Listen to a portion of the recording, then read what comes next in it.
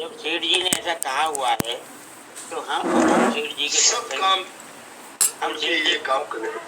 हम सेठ जी के सत्संगी कहलाते हैं, फिर भी हम इधर नहीं चल रहे, उधर ही पड़े हुए हैं। इसका मतलब बड़े बड़े अगर हम नहीं मानते उनकी बात तो चक्कर काटना पड़ेगा। लाल दरक जी कहते हैं तो थोड़ा ही तो छूटता ही नहीं।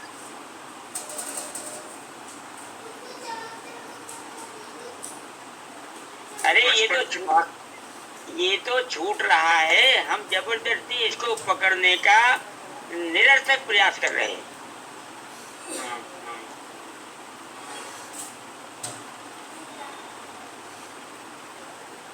आचार्य जी, इसका मतलब हो गया, मोहन भाई कह रहे हैं कि 55 के बाद वाले जितने भी हम सत्संगी भाई बहन जुड़ बैठे हैं, अगर प्रवृत्ति में है तो होश में हो जाए।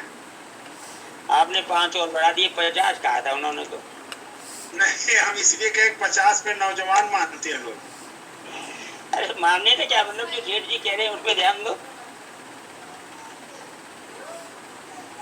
क्योंकि 50 वाले चाचा और स्त्री को भाभी कहने पे गुस्सा आ जाते हैं।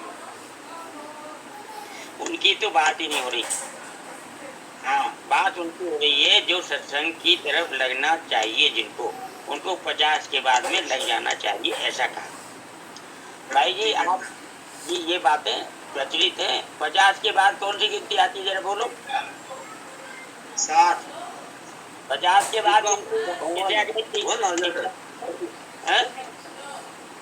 आ जाता, आगे वन लग जाता, 51, 52, 51, बोलो 51, 51 तो 1 में चले जाओ। अच्छा, 1 घर छोड़ के 1 में चले जाओ, क्या मतलब भक्ति आसक्ति छोड़ दो। 1 में चले जाओ। अगर 1 में नहीं जा सकते, हाँ आचार्य जी, स्वामी जी के पास में भी बहुत ऐसे व्यक्ति जो सरकारी ऑफिसों में है या सरकारी फैक्ट्रियों में है, उनमें जो माथुर साहब जो आते हैं, आप जानते हैं 3 नंबर में रुकते हैं। हाँ जी, हाँ जी। तो मथुरा रिफाइनरी में थे, आपको मालूम है। हाँ जी, हाँ जी। तो उन्होंने कहा वो स्वामी जी के जब काम में थे, जॉब में थे मथुरा में, तभी वो स्वामी जी के पास आने लगे थे। और ये घटना सबको मालूम ही है। उनके एक ही पुत्र था और एक लड़की थी। तो पुत्र का एक्सीडेंट हो गया मथुरा में। मथुरा रिफाइनरी से पुत्र को लेके बस स्कूल जाती थी, उसमें कई बच्चे रहते थे। सरकारी कंपनियों में सरकार की बसें होती हैं, वो स्कूलों में ले जाती हैं। और 22-23 बच्चों में वो एक ही बच्चे का चोट लगी और वो शरीर चला गया। अब बहुत जबरदस्त दुखी हुए। आचार्य जी, मालूम है ना आपको इस बात का? तो नहीं, ये माथुर साहब के बारे में तो मालूम है, ये बात नहीं मालूम जो आप बताएं। ये मथुर साहब की बात बोल रहा हूँ जी। माथुर साहब क्यों लगे? राम सेवा आश्रम वाले माथुर साहब की बात है क्या ये? है राम सेवा आश्रम में माथुर साहब? हाँ, वही माथुर साहब की बात है। हाँ हाँ, बताइए बताइए। तो माथुर साहब ने मेरे को बताई थी ये। तो उनका शरीर चला गया, उस बच्चे का एक ही लड़का था। अब दोनों पति पत्नी, उनके एक बेटी भी है, जो वो बेटी है, वो उसकी भी शादी हो गई, वो स्वामी जी के इशारे से ही हुई। वो भी स्वामी जी के सत्संगी थे, डॉक्टर है वो। तो जो भी है, तो दोनों दुखी हो गए। तो उनकी जो माथुर साहब की पत्नी है, वो बहुत समझदार थी। और समझदार तो ये भी थे, ऊंची पोस्ट पे थे, किंतु वो सत्संग में उनकी रुचि थी। तो उनकी पत्नी है, उन्होंने कल्याण में एक लेख पढ़ा राम सुखदास जी महाराज का। तो लेख उनको बहुत विचित्र लगा और उनके हृदय को छुआ उसने। तो उन्होंने गीता प्रेस गोरखपुर से, जहाँ से कल्याण छपती है, चिट्ठी लिखी उनको कि ये राम सुखदास जी महाराज कौन है, मेरे को इनसे मिलना है। मैंने कल्याण में इनका लेख पढ़ा है, इसलिए मैं इन महात्मा का दर्शन करना चाहती हूँ, उनसे वार्तालाप करना चाहती हूँ। तो उस समय में रामसुखदास महाराज कलकत्ता में विराजते थे। गीता प्रेस गोरखपुर वालों ने उस टाइम में ये पोस्ट कार्ड चलता था, ये बात 50 वर्ष के करीब पहले की है या 45 की होगी। पोस्ट कार्ड चलते थे, उस पोस्ट कार्ड को गीता प्रेस ने गोविंद भवन कलकत्ता में जहाँ स्वामी जी महाराज ठहरे हुए थे वहां भेज दिया। तो स्वामी जी को चिट्ठी मिली तो स्वामी जी महाराज के पास कोई भी चिट्ठी वगैरह आती थी उसका जवाब तुरंत देते थे। यह महापुरुषों की विशेष बातें हैं। तो स्वामी जी ने लिखा, क्योंकि वो मथुरा से चिट्ठी आई थी, वो लोग मथुरा में रहते थे, तो स्वामी जी ने लिखा कि मैं 2 महीने बाद में वृंदावन का प्रोग्राम है ठाकुर जी की कृपा से, तो आप अगर मेरा आना वहां हुआ तो आप मेरे से वहां मिल लीजिए। तो 2 महीने बाद में अब उनके तो छटपट लग गई कि कब 2 महीने पूरे हो और कब इस महात्मा से मिलना हो। उससे पहले वो लोग नहीं जानते थे स्वामी जी को। तो जब वो स्वामी जी का डेट आया तो वो लोग वहाँ स्वामी जी महाराज वो जो माई जी थी उसके पास रुकते थे उस टाइम में। तो वो वहां पे एकदम खड़े थे, और भी लोग खड़े थे। स्वामी जी महाराज जब पहुंचने वाले थे तो गाड़ी से उतरते ही उन्होंने दूर से स्वामी को प्रणाम किया कि हम माथुर हैं, क्यों ठीक आप ऊपर आइएगा मेरे। तो जब स्वामी बैठे और शांत हुए और आराम किया, उसके बाद में उनको बुलाया तो उन्होंने सब अपनी व्यथा कही। और उसके बाद में क्या बात हुई क्या नहीं वो तो उन्होंने मेरे को नहीं बताई उन्होंने, किंतु उन्होंने ये सब कहे। उसी के बाद से वो गीता वहां आने लगे और उस टाइम में वो जॉब में थे। तो उन्होंने पूछा, मेन बात ये थी अपनी, उन्होंने पूछा कि अब मैं क्या करूं स्वामी जी, क्यों आप अभी काम करते रहिए, क्योंकि स्वामी जी ने ये देख लिया कि अभी रजोगुण है। तो रिटायरमेंट के बाद में वो फिर गीता भवन आ गए। गीता भवन में बहुत वर्षों तक रहे। उन्होंने ओसडाले के इंचार्ज भी वो बने स्वामी जी महाराज के कहने से, और अब दिन रात माला लेके भगवान का नाम जपते हैं। तो उन्होंने ये बात कही कि मोहन जी, हमने बेटा खोया किंतु एक ऐसे संत को पाया जिन्होंने हमारे जीवन की दिशा को बदल दिया। और उनकी बहुत बातें हैं। जब वो मथुरा रिफाइनरी में थे, स्वामी जी महाराज जब दिल्ली आते थे तो वहां पे उनकी व्यवस्था करना, सुबह की प्रार्थना करना, अपने भवनों को धुलाई करा के वहां रखना उनको, क्योंकि पवित्रता में रहते थे स्वामी जी।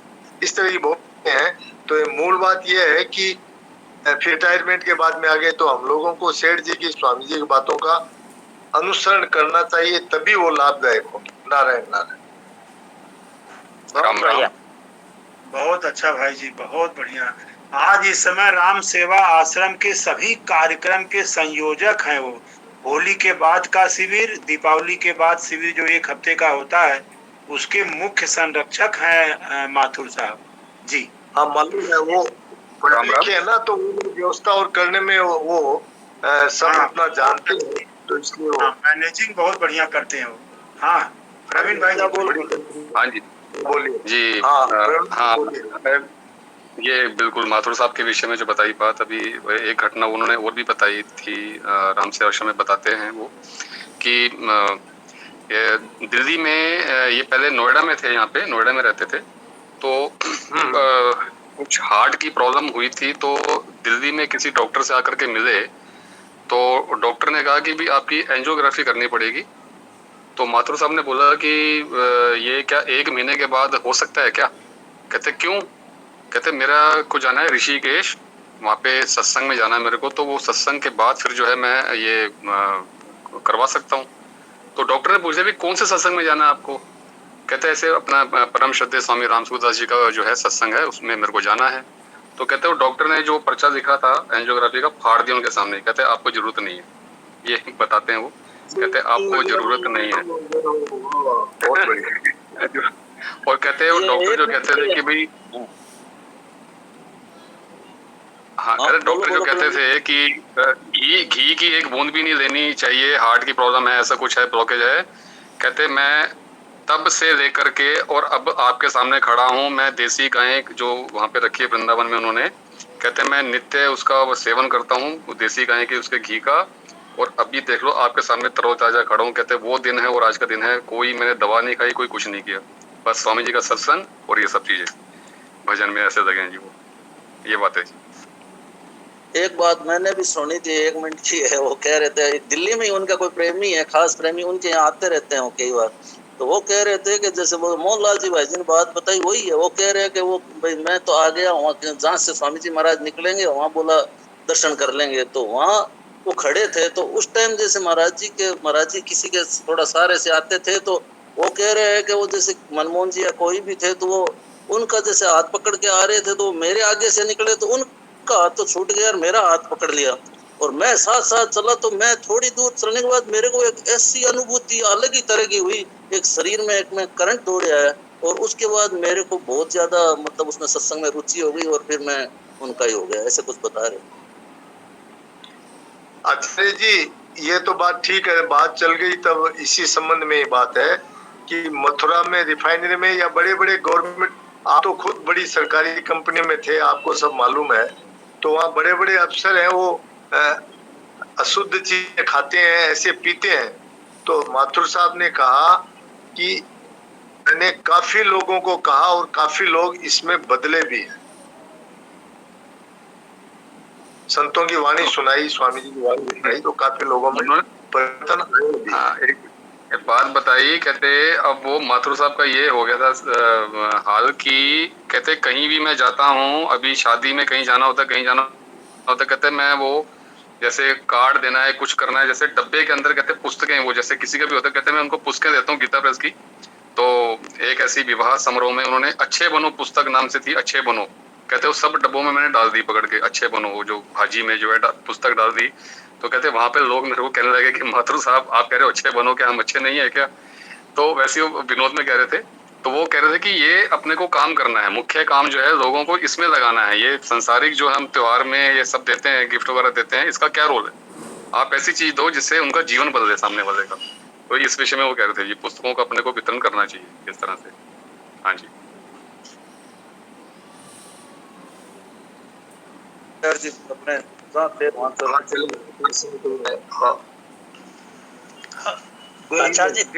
आचार्य जी राम आचार्य जी तो इसमें हमारी पात्रता से ज्यादा तो कृपा का ही महत्व है आचार्य जी। कृपा ही सबको आदमी दिशा मोड़ता है। कृपा को स्वीकार करना तो अपना ही काम है। जी आचार्य। मंदोदरी ने भी रावण को शिक्षा दी थी, चौथेपन कानन जानी। तो कितनी जगह ये बात सेठ जी ने जो बात कही है वो बात शास्त्र सम्मत कही है, उन्होंने ऐसे अपनी तरफ से बना के नहीं कही। 50 वर्ष की आयु के बाद में जो तीसरा जो मतलब 4 भाग माने गए हैं 25-25 वर्ष के, 2 भाग पूरे हुए, तीसरा भाग वानप्रस्थ का है, चौथा संन्यास का है। तो 2 भाग पूरे हुए, फिर छोड़ना चाहिए इसको। आपने कहा ना कि सेठ जी ने शास्त्र की बात कही, वो आज ही मैं उनका प्रवचन सुन रहा था, तो उन्होंने कहा कि मैं कुछ भी नहीं जानता हूँ, जो शास्त्रों से, संतों से, महापुरुषों से बातें सुनी है वही मैं आपको सुना रहा हूँ। ये बात कही, बिल्कुल यही बात है। प्रश्न संख्या 934 पे देहि नम चैतन्य से शुरू।